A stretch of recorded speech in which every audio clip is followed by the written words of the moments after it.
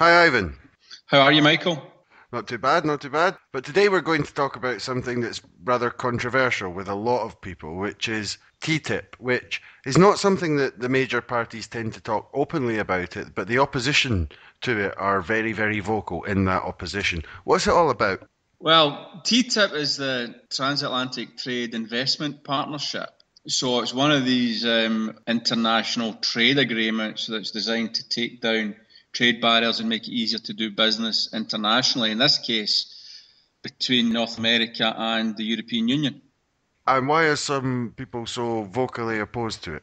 There's really two aspects to this. There's the concept of a trade agreement is by and large beneficial, and we can talk about that in a bit more detail later on why that is, and it ties back to what we want to do with Scotland's economy going forward.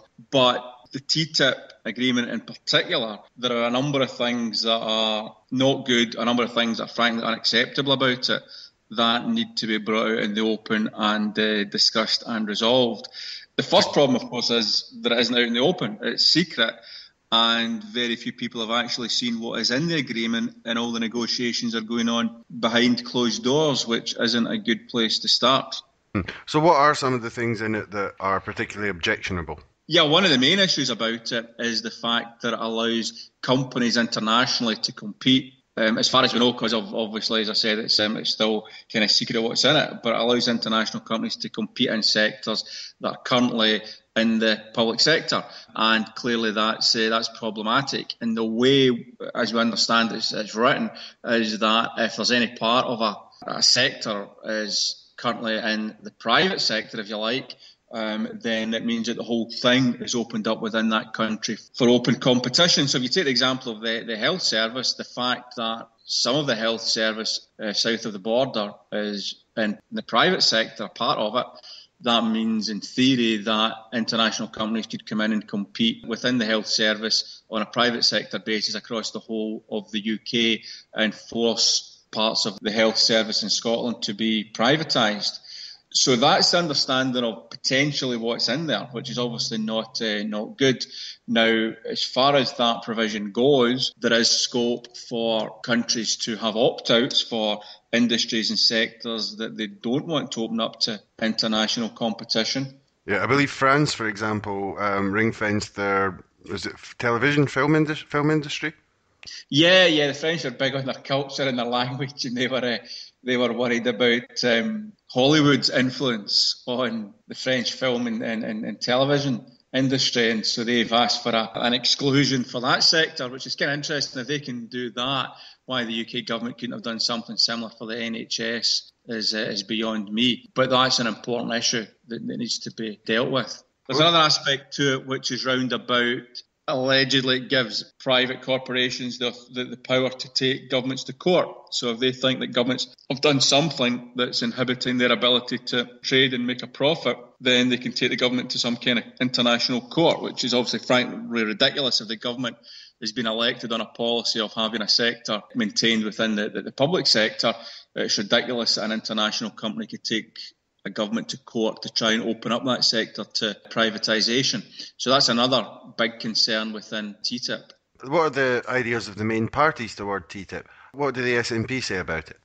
Well, the SNP have taken the view that, basically what I'm saying, there are many, many concerns in there, not least the fact that it's unknown at this stage on many aspects of it, what's actually been proposed. The thing needs to be opened up, and these key issues need to be put out on the table and discussed. And the other aspect of it, of course, is the risk of harmonisation, if you like, of legislation, be it health and safety legislation, employment legislation, internationally, which could mean that European standards, which are generally higher than North American standards, could be diluted. So that's another potential risk area as well that needs to be dealt with. But I think you need to also understand that, as I said at the beginning, a trade agreement of itself isn't a bad thing. In actual fact, as we've talked before about the growth in Scotland's economy going forward, the fact we want to develop the economy and the fact we want to be able to export as a small country, export internationally to drive a lot of our key sectors, it's very important that trade barriers where possible are brought down, and it's easier to do business internationally and to export. That's what we need to do for our economy.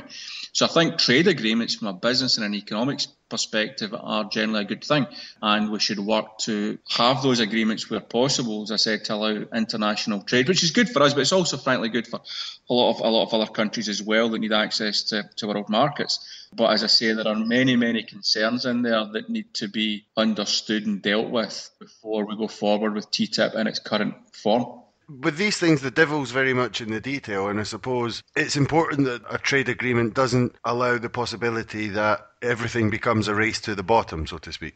Well, that's true. Yeah, that's the point I'm making about some of these standards, and that there needs to be recognition of that fact and those standards. Which you trade across Europe, then there are differences in different countries, but there's a lot of commonality. And increasingly so, which is a good thing, which kind of helps maintain those standards. It's important that isn't diluted through this mechanism. There's no reason that the agreement couldn't be written to make sure that doesn't happen, but it just needs to be made sure that the agreement, what's in it, is visible, and that there are protections to prevent, as I say, dilution of those legislative standards where appropriate. Oh, but it seems that the coalition government at the moment aren't particularly interested in using those opt-out powers, just to say what we mentioned before. It doesn't seem like they're interested. There's been no mention of it. Well, that's right, yeah. I think, obviously, if you're looking at it from a Tory perspective, then they just want to open the whole thing up regardless of any protection for any specific public sector activity or protect any standards with regards to how business is done. So it's important that from their point of view, they just want to open it up. It's important from our point of view that we make sure that there are restrictions and safeguards in place. Thanks, Ivan. Thanks very much, Michael. Talk to you soon. No prizes for guessing my latest terminological inexactitude. It's yesterday's Telegraph's front page letter, ostensibly signed by leaders of 5,000 small and medium-sized businesses, saying how brilliant things were under the Tories' long-term psychopathic plan, and pleading for 5 more years so the nation could be completely brought to its knees. As you might suspect, the whole thing was a concoction of Conservative Campaign HQ, spearheaded by Karen Brady, best known as Lord Sugar's annoying wee clipe on The Apprentice, who'd been trawling the internet for support for weeks. Of course, in that time, approximately 5,195,000 businesses hadn't signed the letter. But in the wonderful world of propaganda, where cat sick can be passed off as cottage cheese, that didn't matter a jot. This was an important intervention in the election, so we should all lay down our cereal spoons and listen. It was reminiscent of the choreographed news mugging the Yes campaign regularly experienced, but with one significant difference.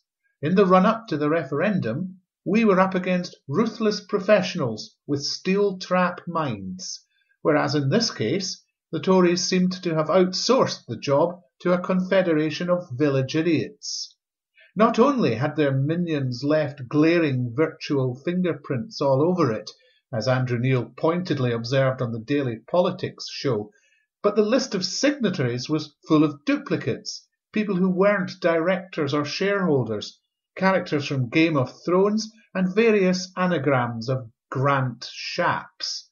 "It's a shambles," proclaimed Neil, his wiry thatch sparking with indignation, as the Tories' human shield of the day, Treasury Minister David Gauke, adopted the vaguely forlorn expression of a bloke who'd forgotten to wear his incontinence pants.